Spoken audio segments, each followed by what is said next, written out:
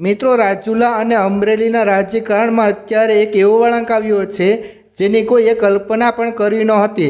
સ્થાનિક સ્વરાજની ચૂંટણીમાં સોનલબેન ડેરની હાર બાદ હવે મેદાનમાં એક નવો ચહેરો એન્ટ્રી કરી રહ્યો છે।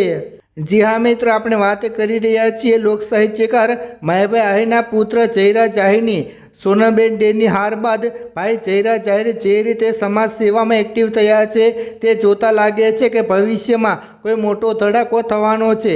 શું છે આખી રણનીતિ, ચાલો આપણે વિસ્તારથી જાણીએ।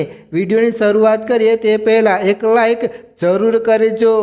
મિત્રો, તાજેતરમાં જ જીતુ ડેના પુત્રવધુ અને જયરાજ આહીના બહેન સોનલબેન ડેની ચૂંટણીમાં હાર થઈ ગઈ છે। આ હાર માત્ર એક સીટની હાર નથી, પરંતુ ડેર પરિવાર અને આહિર સમાજ માટે એક વિચારવા જેવો વિષય બની ગયો છે।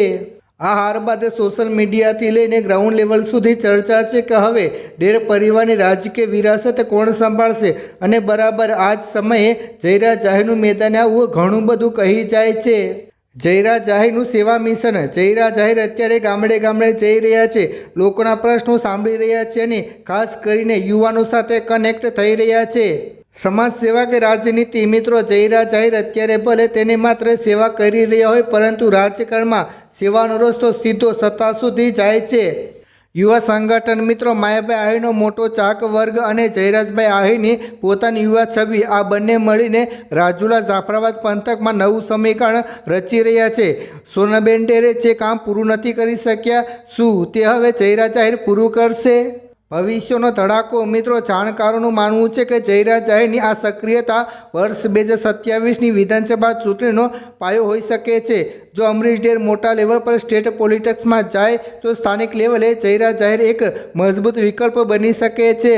મિત્રો, આહિર સમાજ અને અન્ય સમાજોને સાથે રાખીને જયરાજભાઈ આહીર એક મોટું સંગઠન ઊભું કરી રહ્યા છે। આ ધડાકો કોઈ મોટી જાહેરાત અથવા કોઈ નવા પક્ષ સાથેના જોડાણનો પણ હોઈ શકે છે। ટૂંકમાં કહીએ તો સોનલબેનની હારે જયરાજ આહીર માટે મેદાન ખુલ્લું કરી દીધું છે।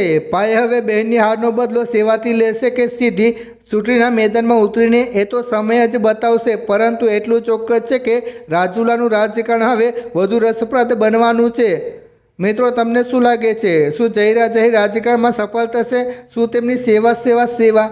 મિત્રો, તમને શું લાગે છે? શું જયરાજ આહીર રાજકારણમાં સફળ થશે?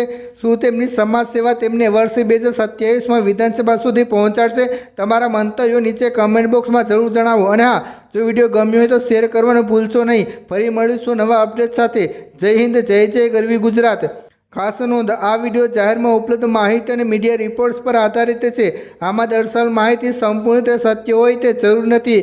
કોઈ વ્યક્તિ, સમાજ અથવા સમૂહને નિશાન બનાવવાનો ઉદ્દેશ્ય નથી। વ્યુઅર પોતાની સમજ પ્રમાણે માહિતીની પુષ્ટિ કરે।